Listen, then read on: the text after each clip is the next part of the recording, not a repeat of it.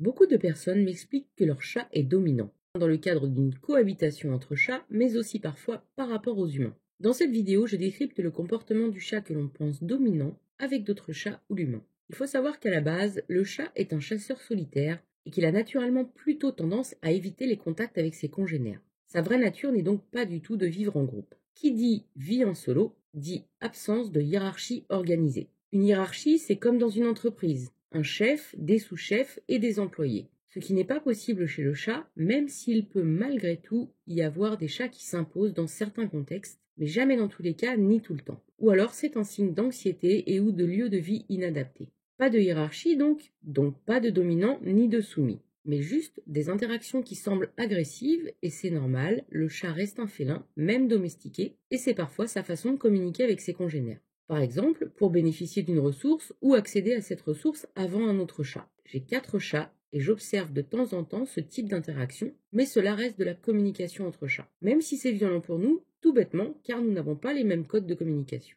Attention à ne pas penser à la place du chat, c'est très dangereux pour son bien-être. C'est aussi à l'origine de quasiment 100% des problèmes de cohabitation entre chats, car nous les avons en fait empêchés de communiquer à leur façon, et ils en viennent aux mains pour réussir malgré tout à se passer des informations. Donc sauf dans certaines situations extrêmes, il convient en fait de laisser les chats communiquer à leur manière, c'est ainsi qu'une cohabitation sereine peut exister. Et vis-à-vis de l'humain alors, là c'est encore plus tranché, car le chat ne peut pas être dominant, tout simplement car ce principe n'est valable qu'au sein d'une même espèce. Si vous pensez que votre chat est dominant vis-à-vis de vous, c'est peut-être juste parce qu'il fait ce qu'il a envie. Et c'est une bonne chose car le chat n'agit que pour répondre à un besoin ou à un instinct, pas pour ennuyer son ou ses humains ou les dominer. Et si le chat fait des choses que vous souhaitez lui interdire, c'est possible de l'éduquer avec bienveillance et surtout tout simplement en respectant ses besoins. Pas juste les besoins physiologiques, boire, manger, dormir, mais aussi et impérativement ses besoins éthologiques, se percher, déposer des marques, explorer, observer,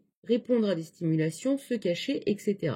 Pour cela, il faut quelques connaissances de base, je vous en donne dans mon manuel PDF exclusif et gratuit, 30 idées pour occuper le chat, téléchargez-le vite, le lien est dans la description de la vidéo. Si cette vidéo vous a plu, mettez-lui un pouce j'aime, partagez-la sur vos réseaux sociaux et abonnez-vous à la chaîne pour bénéficier gratuitement des prochaines vidéos sur le bien-être du chat et son comportement. Et en attendant la prochaine vidéo, prenez bien soin de vous et de vos loulous!